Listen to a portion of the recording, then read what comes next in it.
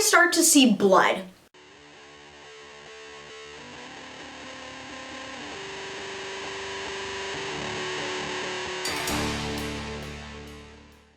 Hey guys, and welcome back to my channel. So in today's video we are going to be doing a story time. Ooh. I have not done a story time video in quite a long time because let's be honest, this last year nothing has really happened that would require a full story time video. If you guys read the title of this video, you're probably wondering what the hell happened. Did you hurt yourself? Did you hurt a dog? What is going on? So, for those of you who maybe do not know, I am a dog groomer. I started dog grooming school about almost a year ago, so I haven't been actually grooming dogs for like a full year yet. We are coming up on the 1 year, but we're not quite there yet. So I am considered a baby groomer. I am considered a new groomer. When you do get into like the dog grooming world, you do hear stories about, you know, accidents happening or, you know, dogs getting cut. Or when you are a new groomer and you are working with very sharp tools and you're working on something, a living thing that is constantly moving around, that makes unpredictable movements. As a new groomer, when you are unseasoned and you don't know a whole lot about grooming dogs, accidents do happen. Now, I don't care who you are. If you ever have someone tell you, I've never had a dog grooming accident ever, they're lying to you, okay? Every groomer, new or old, has had some sort of incident where they have accidentally nicked a dog, they have accidentally given the dog razor burn, you know, that kind of stuff happens, okay? And I promise you, when that stuff does happen, it is a complete accident, okay? Groomers do not intentionally wake up and they're like, you know what? I think I'm gonna cut a dog's leg off today. I think I'm gonna do that. I'm gonna do that. Accidents do happen, and I had an incident where it was one of my worst accidents. Now, thankfully, luckily, nothing like this has happened since. I am grooming a lot more dogs, and I am getting better at it. I do know where to watch. I know how to study the dog. I know how to study the body language. I know to always watch where the tips of my shears are. I know how much pressure I'm putting on my clippers. You know, just things like that. Now, when I first started grooming, I'm a very tense person. I'm very heavy-handed. I'm very heavy-handed when I write. I'm heavy-handed when I drive. I'm heavy-handed with pretty much everything. So I am learning and I'm getting better at not being heavy-handed on my clippers. If you're gonna be a dog groomer, the number one thing you need to remember is one, always make sure you're watching your shears. Always make sure you know where the tips of your shears are on the dog. And number two, don't be heavy-handed. This story that I'm going to be telling you guys is an incident that I had. A dog that I groomed about maybe like 4 months ago, something like that. Maybe not even, maybe, I don't know. It's been a few months, okay? So in the dog grooming industry, there are a lot of instances where we will get dogs that have not been to the groomers in about a year, and they come in and they're just one big giant mat. They're very matted, they're very pelted, because you would be surprised how many dog owners don't take care of their fucking dogs, okay? I have seen some nasty shit. I have seen some things that have literally just blown my mind. Like, how do you even own an animal? That's a whole other video, okay? Just brush your fucking dog. A few months ago, I had a dog on my schedule. It was like a little Maltese mix. It was a little black Maltese mix, and this dog was matted. Like, you could just tell that this dog has not been into the groomers and has not been brushed or bathed in months, like probably close to a year. And that kind of thing always breaks my heart. It always makes me sad. And it also kind of like, it's really hard in the dog grooming industry to be creative and do really cute grooms when most of the time you are doing matted shave downs because people just don't take care of their animals. I have this dog on my schedule, and the owner said that the dog is matted and they know they're gonna have to be shaved, and they're totally fine with that. So I go in and I look at this dog and I'm like, holy shit, this is going to be a project. Like, this dog was matted to all hell, okay? So I'm like, cool, great, awesome. I can't even bathe the dog first, because typically with dog grooming, you want to bathe the dog before you give them a haircut, because it's just a lot easier on your tools. So But sometimes in an instance where a dog is super matted, you have to pre-shave them, then give them a bath, and then do a finish shave. Because if you bathe a matted dog, the mats are going to dry even tighter down to the skin, and it's going to be harder for you to groom, and it's going to be more painful for the dog. So as soon as I saw this dog, I knew right away that I was going to have to do a pre-shave. Put him on the table, and you could just tell this poor little guy was just so incredibly uncomfortable. Like, could you imagine having just knots of hair all the way down to your skin and just twisting your skin, and it hurts, okay? It doesn't feel good for the matted dog. It's not comfortable. So obviously when you are shaving them when they're that matted, it is also a little bit painful. A little disclaimer is if you are watching this video and you have a long-haired dog at home or a curly-coated dog at home and they are matted, do not take scissors to it, okay? Don't do it. Don't go into your kitchen and grab your little kitchen scissors and be like, it's okay, buddy, I'm gonna cut this right out. Don't do that, okay? Please take them to a groomer. Don't ever take scissors to your own dog. You're gonna end up, you know, just, you're gonna cut them, okay? I've seen some gnarly accidents from people doing at-home grooms. Don't do it. So I'm looking at this dog and I'm like, okay, so my two options are, one, a 7 all over, which if you guys don't know, if you're not in the grooming world, a 7 is a very popular blade that is used for matted dogs. It gets right through the coat. So I was like, okay, we're gonna have to do a 7 all over. And in some parts I was like, oof, I might have to take a 10 to some parts because the matting was so bad. So I'm shaving all the matting out. I'm shaving the legs and whatnot. I already did like the sanitary paw pads and nails. I did that before the body shave because I wanted to take some discomfort off the dog before I started shaving the body. So I'm using the 7, it's going good. I'm shaving the coat off this dog. You can just tell he already feels a million times better. Like, you know, I get the bulk of it off of his back and you can just see him, he's just like stretching and he feels so much better already. So I'm like, bless this job that I get to help these animals. Like, it makes you feel so good, all right? So then I start going down the legs. Now, the thing with smaller dogs is you have to be even more careful because when you have a really small dog, like a little Maltese mix, and you have this, like, the clippers and blades look giant up against them, you really kind of want to be extra careful and you really want to pay attention to what you're doing because they're just so tiny, okay? Lots of accidents can happen. So, you know, I'm taking my time. I'm going really slow through these mats. I'm not pulling. I'm not doing anything like that. And then I get to the back left leg. I get to the back left leg and I'm shaving it and I get to the inside of this dog's leg and I just cannot get my 7 through there.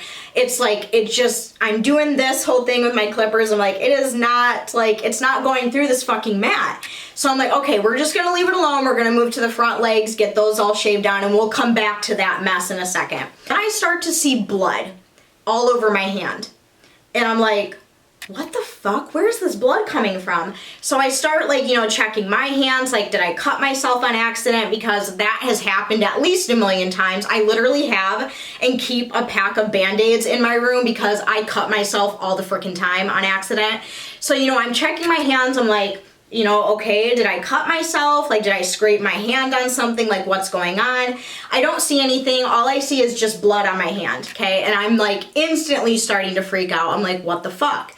So my next thought was, okay, I didn't cut myself. Did I maybe quick the dog's nails? Because like I told you guys, I did the nails before I started shaving the body. And quicking the nails is something that happens most commonly in dog salons. Like when there is blood involved in dog grooming, it's usually because you accidentally quicked a nail. If you don't know what that means, dogs' fingernails, dogs' nails, obviously they have a nail, and then right inside that nail is a little tiny nerve. And if you cut that nail too short and you hit that nerve, sometimes it bleeds. Now, if you have a dog that is a little bit older, or if you have a dog that has some sort of like, you know, issue where their blood is really thin, they bleed a lot when you quick the nail. Like, it's not serious, it's not an emergency situation. Typically, if we do accidentally quick a dog's nail, we'll just take a little bit of stuff that is called Quick Stop. It's like this yellow powder. We put it on the nail for about 30 seconds and it stops bleeding and it's totally fine. It doesn't hurt the dog, you know. I mean, it hurts them, but it doesn't, like, it's not an emergency situation. That was my next thought. I was like, oh my God, I accidentally quicked this poor dog's nails. And this dog was a little bit older. I wouldn't say it was like, I think it was like over 5 years old. So when I saw all this blood, I was like, okay, I must have quicked his nail, and there's blood all over the place. So I stop what I'm doing, I turn my clippers off, I put them off to the side. I'm checking this dog's paws, I'm looking at each nail, and I'm like, okay, I didn't quick any of the nails. Where the fuck is this blood coming from? So instantly I'm freaking out. I am literally examining this dog front to back. I'm looking at his butthole, I'm looking at his pee-pee, I'm looking at his armpits. I'm like, did I accidentally nick this dog? And I don't see anything. There's just blood everywhere, and I don't know what the fuck is happening. Then I go back to that back left leg. Do you remember that back left leg we were talking about where I couldn't get my 7 through? It just kept getting caught in what I thought was a mat, because this dog was so incredibly long and matted that everything on this dog was just pelted, okay? Like it was probably like one of the first really severe matted cases that I've ever done personally so far. So I thought that what I couldn't get my 7 through was a giant mat. So I go back to that area, okay? I'm looking at it and I start to smell blood, okay? If you cut a dog to the point where they're bleeding that excessively and you start to smell blood, you know you did something bad. I'm looking at the leg, I'm looking at it, and then I find the spot, okay? This little tiny Maltese mix, and I did not know this, had back dangly upper dew claws. So if you have a dog, for example, like a Great Pyrenees or a Icelandic sheepdog or something like that, they are born with these back dangly dew claws. And some smaller toy breeds do also have them as well. It's not super common, but sometimes they have them. Well, can you see where I'm going with this? Are we like, do you know what what I thought was a mat, it was not a fucking mat, my friends. I was cutting through this dog's back dew claw. I was literally amputating this dog's back dew claw, and I had no idea because I thought I was cutting through a mat. Now, typically, okay, you will see the back dew claws and you are aware of them. But I was not aware of them because I did not see them because the legs were so incredibly matted. So I'm looking at it and this back dew claw is hanging on by a thread, okay? The dog did not yelp. The dog did not cry. Typically when you like quick a nail or you accidentally nick them, sometimes they'll like twitch or they'll yelp or they'll try to bite or they'll bark. They usually give some sign that says, hey bitch, ow, that hurt, don't do that. This dog did not make a sound. So when I was going with my 7 through what I thought was a mat, this dog just stood there. This dog was totally fine. And typically with back dew claws that are that small and that dangly, typically it's really just skin. It's kind of almost like a skin tag. I don't know, it's kind of hard to explain. I'm not a vet. I'm looking at it and I'm like, oh my fucking God. I just cut off this dog's dew claw. So in my little room, I open my door and my coworker is standing right outside and I'm like, I need a vet tech. I need a vet right now. This dog is bleeding. I have her come in and I show her like the situation. I'm like, I thought it was a mat.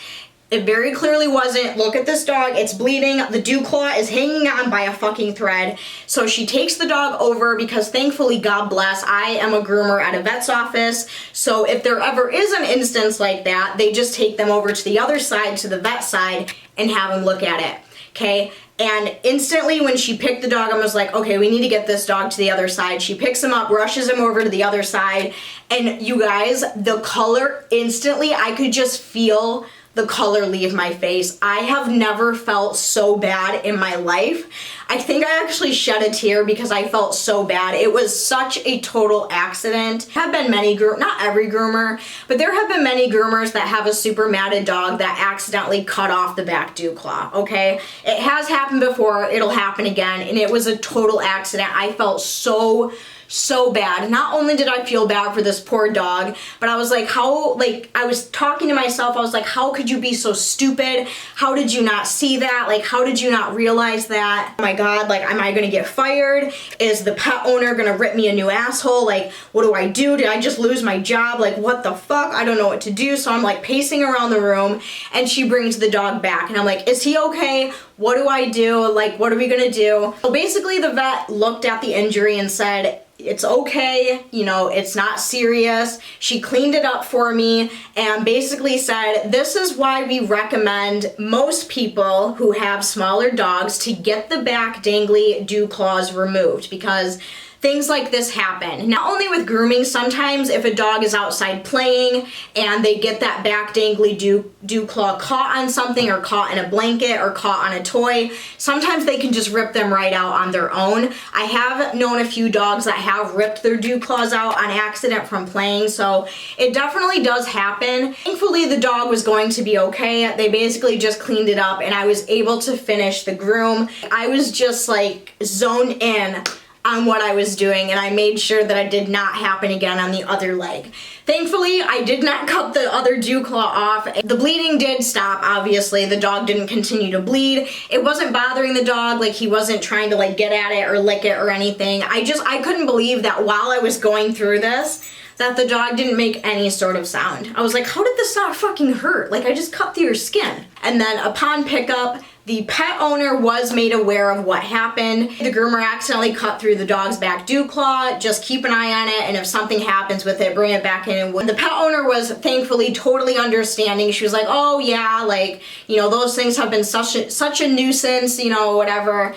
So thankfully it all worked out in the end. The dog was okay, but that, still to this day, that was one of the worst dog grooming injuries I have ever done. Like I said, it has happened to groomers before. It'll probably happen again, but I did learn a very valuable lesson that day, and that was, whatever dog I have, whatever breed of dog that I have, I am a stickler, and I have made it a part of my routine to constantly look for and check for back dew claws, because you just never know. I would have never thought in a million years that a little tiny Maltese mix would have back dangly dew claws. You know, that is the story about how I pretty much cut off a dog's dew claw. I just really wanted to share this story time because honestly, you guys, accidents happen. So if you're watching this video and you are a new groomer or an old groomer and you have made accidents like that, just know that it's okay. Make sure you make the pet parent aware of what is going on, and also if they do have to go to the vet,